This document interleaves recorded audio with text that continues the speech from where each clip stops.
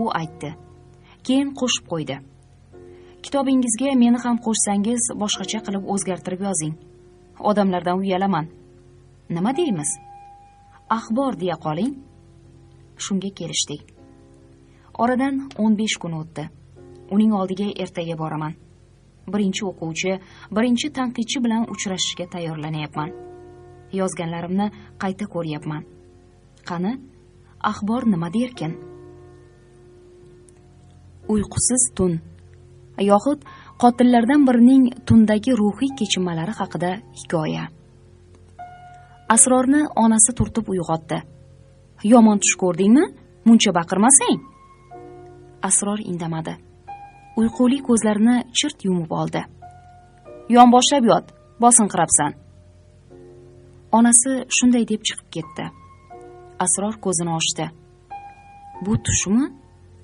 Yo'q, tush emas. Kecha o'z ko'zi bilan ko'rganlari. Shunchaki ko'rgan bo'lganida koshki edi. O'zi ham urdi uni. Tepdi. Yomon tepdi. Bechora dod deb yubordi. Kim edi u? Asror tanimaydi. Hozir bir narsanigina biladi. Sigaret berganida ortiqcha mashmasha yo'q edi. Xasisligi boshini yedi uning. Endi nima bo'ladi? U dahanini yostiqqa tiraganicha muk tushib yotdi. Hozir militsiya ularni qidirayotgandir. Yo'q, hali qidirmaydi, deb o'yladi Asror. U odam suv ostida cho'kib yotibdi. Necha kunda chiqarkin yuzaga? Ana o'shandan keyin boshlashadi qidirishni. U odamning oilasi militsiyaga arz qilsa-chi? Ular voqeani bilishmaydi. Yo'qolib qoldi deyshadi.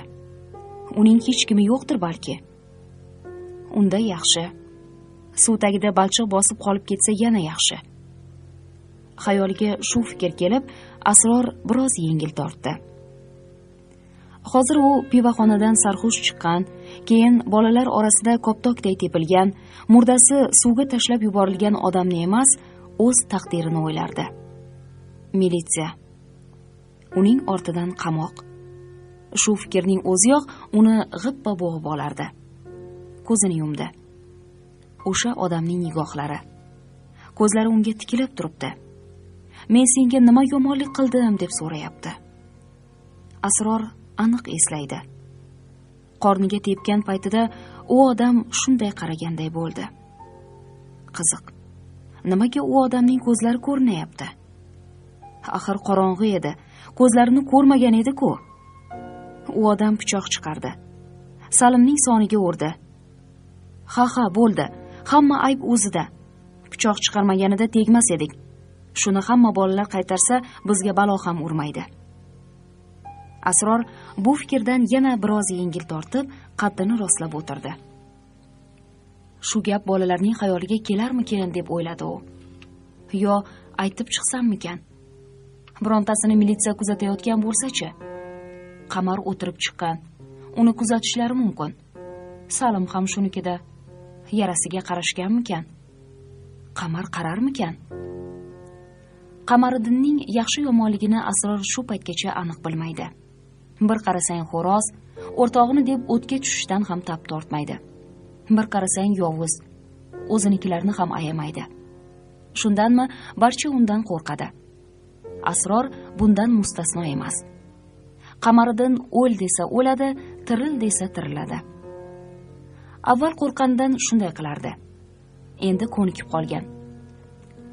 Osmonda quyosh sochayotganini ko'rib ajablanmagani kabi Qamariddinga qulday tobe ekaniga ham hayron bo'lmaydi. Ha, Qamariddin ularga xoja, ular esa qul edi.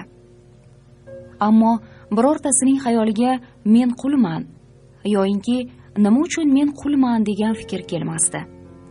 Ularning nazarida Qamariddin xoja emas, balki vallomat, ayrimlariga esa vasiy edi.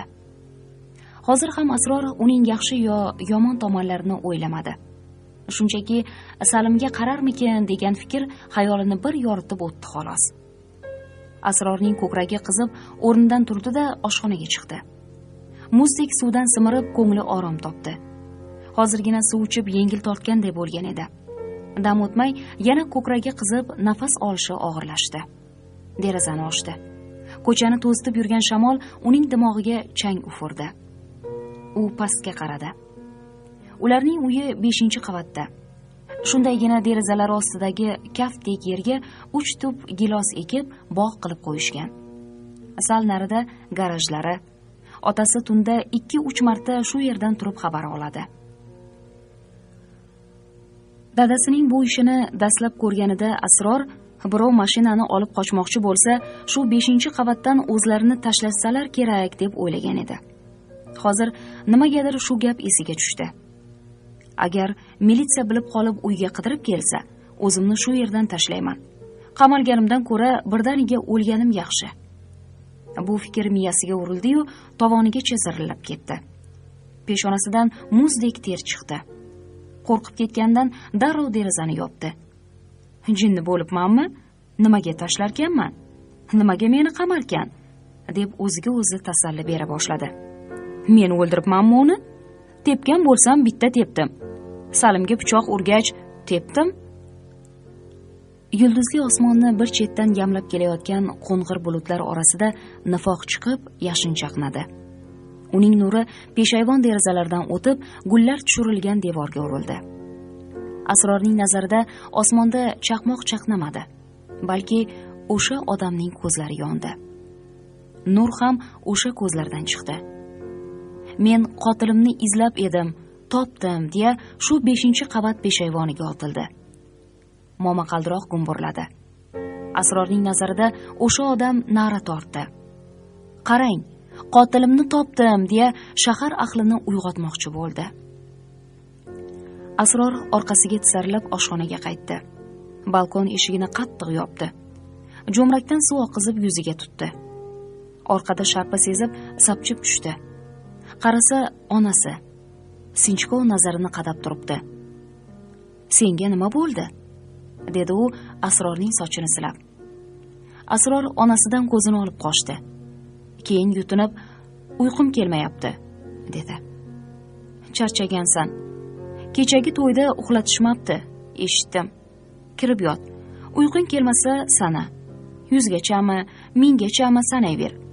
Uxlaganingni bilmay qolasan. Asror onasiga qarab oldi. Onamning soddaliklari ham yaxshi deb o'yladi-da, xonasiga qarab yurdi.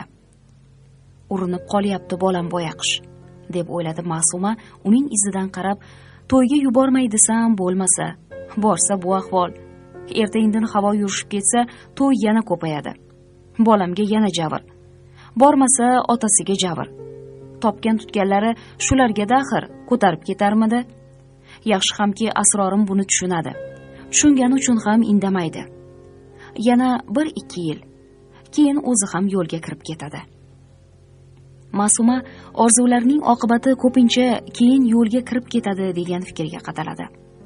Shunda birov qaysi yo'lga kiradi deb so'rasa, dafatan javob bera olmaydi. Xo'sh, qaysi yo'lga kiradi? Otasining yo'liga, san'atgami yoki ota-onadan pinhon tutayotgani Qamariddin yo'ligami? Yoki kul bosgan umidi ilm yo'ligami? Buni na Ma'suma, na Asrorning o'zi biladi. Asror xuddi ertaklardagidek 3 yo'l qarshisiga kelib qolgan. Bir yo'lning boshida oq shayton turibdi. Pul topib, aql topmagan odamlar ko'p ekan. Shu yo'lga kir. Pul, maishat ichidasan. Odamlar boshingdan pul sotishadi, ammo istagan yo'riqlarga solishadi. It bo'lib vovulla deyishsa, vovullaysan. Mushuk bo'lib miyovla deyishsa, miyovlaysan. Kul desa kulasan, xo'rlikka chiday olmasang ham kulasan. Kula turib, rahmat akaxon deb ta'zim ham qilasan. Ammo bu bilan ishing bo'lmasin. Pulini olsang bas. Bu oq shayton Asrorning tushlariga ham kiradi. Ajablanarlisi shuki, ko'pincha bu oq shayton dadasiga o'xshab ketadi. Asror bola bo'lib dadasining ko'ziga tik qaramagan. Shu sababli oq shayton ko'ziga qaraganda cho'chib tushadi. Ikkinchi yo'lda qora shayton turadi. Yigitning yo'li shu yo'l deydi u. Birovga egilmaysan, senga qulluq qilishadi. Sendan qo'rqishadi. nimani istasang shunga egasan. Ozodsan. Eng muhimi shu, erkin qushsan. Qora shayton Qamariddin bo'lib ko'ringanda cho'chimaydi. Nimagadir otasidan ko'ra ko'proq uni yoqtiradi.